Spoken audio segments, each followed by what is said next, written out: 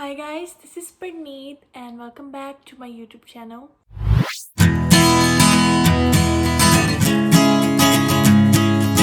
First of all, thank you so much for subscribing to my channel, and I have just noticed that I got more than 200 subscribers. So first of all, thank you so much for that. So let's get to the point for which you have clicked on this video.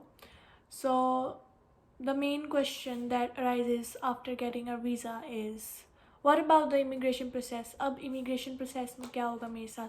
मेरे को कौन कौन से documents लेकर जाने चाहिए immigration में? मेरे से क्या क्या क्वेश्चन पूछ सकते हैं इमिग्रेशन में? सो अब टेंशन इमिग्रेशन प्रोसेस की होती है. So let us talk about my immigration process. तो क्या हुआ था जब हम लाइन में लगे थे, सारे बच्चे जो भी उतरे थे फ़्लाइट से और जिनका अब जो भी स्टडी परमिट के लिए आए थे, उनको एक immigration, there were 3 immigration centres. एक था इमिग्रेशन नंबर 1. मेरी फ़्लाइट मॉन्ट्रियल में लैंड हुई थी. वहाँ पे ऐसा सिस्टम था कि इमिग्रेशन 1, इमिग्रेशन 2 और इमिग्रेशन 3 आई थिंक डिफरेंट होते थे सबके लिए. तो मुझे भेजा गया इमिग्रेशन 1 की लाइन में.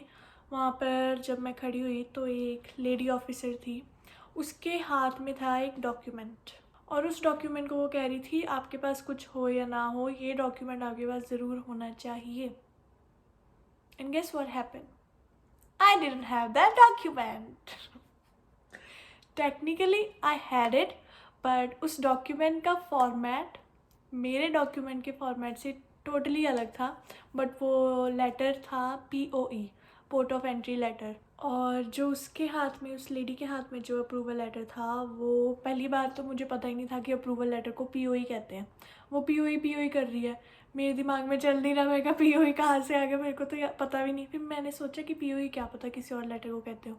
बट जो फॉर्मेट था उस लेटर का, मैंने अगर मेरे पास होता वो तो मेरे को पता लग ही जाता.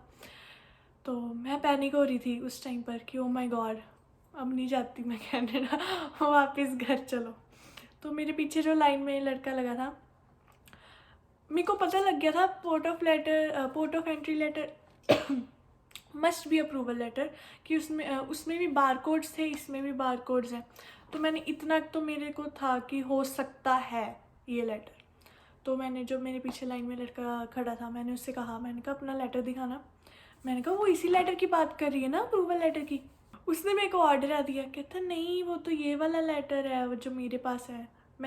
उसने और मैंने दोनों ने फिर उसका लेटर पढ़ा और मेरा लेटर पढ़ा. सेम चीज़ लिखी हुई थी, बस थोड़ा सा फॉर्मेट में चेंज था. मतलब मैंने कहा कि ओके आई थिंक फॉर्मेट में चेंज है. उसने कहा हाँ कि जस्ट फॉर्मेट चेंज है, बाकी लिखा तो सेम ही हुआ है.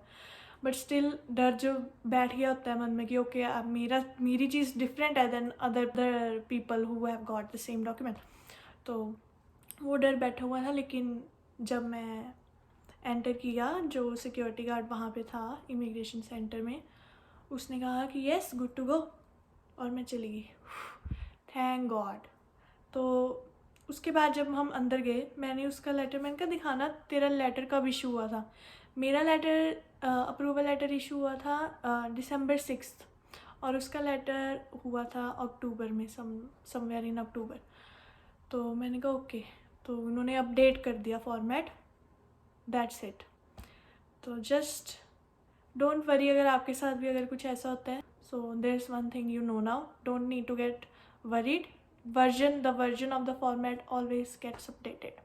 सो ये तो आपको पता लग गया. Now next, what documents are required जब आपको इमिग्रेशन में दिखाने होते हैं.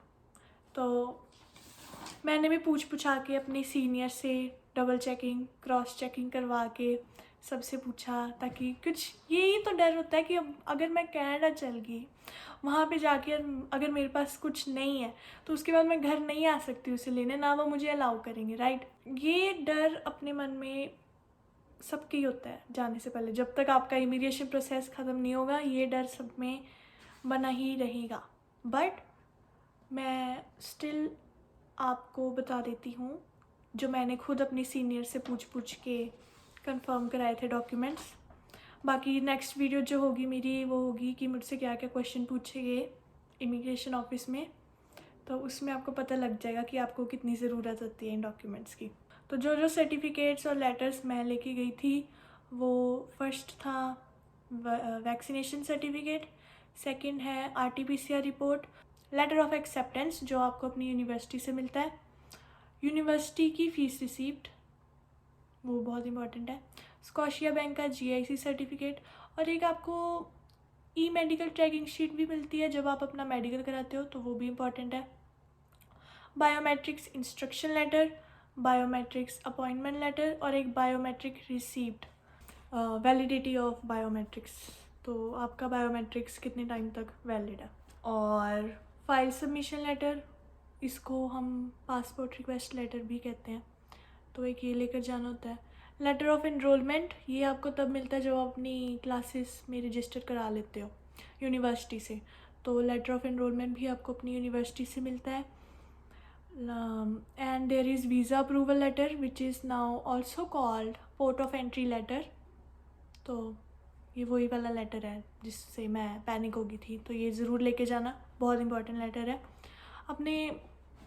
ये तो थे मेन लेटर्स, बट अब कुछ होते हैं थोड़े सेफ्टी के लिए अपने लेटर्स लेकर जाने होते हैं, 12th सर्टिफिकेट, 10th सर्टिफिकेट, आइल्स का सर्टिफिकेट, आइल्स के सर्टिफिकेट को TRF भी कहते हैं, तो ये ज़रूर लेके जानी है, ज़रूर नहीं बट ये सेफ्टी के लिए लेके जानी है कि बाय चांस कुछ भी हो सकता है, हमें क्या पता, हमसे पूछ सकते हैं, और ये क्या पता हमें बाद में इनकी ज़रूरत पड़ जाए, सो ये भी लेकर जाने हैं।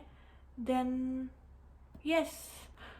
देर is one more thing that you need to bring, that is एक छोटा मोटा सा प्रूफ कि आपकी फैमिली आपको फाइनेंशियली सपोर्ट करेगी जब आप कनाडा आओगे, तो उसके as a proof you can bring your parents ITR, income tax return receipt, और पे स्लिप्स, जब जो आप जॉब करते हैं आपके पेरेंट्स, तो उनकी जो पे रिसीप्ट होती है, पे स्लिप होती है, एक आधी वो ले आओ, जस्ट फॉर सेफ्टी, कि अगर आपसे पूछ लें कि हाँ जी दिखाओ, प्रूफ दिखाओ कि आपकी फैमिली कैसे आपको फाइनेंशियली सपोर्ट करेगी, तो आप दिखा सकते हो कि yes this is the proof.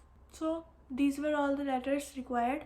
मेरे को ऐसा नहीं लगना चाहिए कि मैंने आपको एक भी चीज़ गलत बता दी या कुछ मिस कर दिया, तो I am going to just repeat once again, vaccination certificate, RT-PCR report, letter of acceptance, अगर आपको ऑफ़र लेटर भी मिला है तो आप वो भी लेकर जाना, अपनी फ़ीस रिसीप्ट, स्कॉशिया बैंक की GIC certificate, medical tracking sheet, एक मेडिकल मेरी इनवॉइस रिसीप्ट भी थी which was not important, biometrics instruction letter, biometrics appointment letter, एक बायोमेट्रिक की स्लिप सी मिलती है वो भी रख लेना, एंड बायोमेट्रिक्स वैलिडिटी लेटर जो मैंने आपको बताया जिसमें वैलिडिटी लिखी होती है, ये आपके पोर्टल पे जो आपका GQ की वाला पोर्टल होगा उसको आप खोल के अपने सारे लेटर्स देख लेना कि कौन कौन से है, वो सारे लेके जाने इनमें से ही हैं वो, and then there is file submission letter which is also called passport request, then there is visa approval letter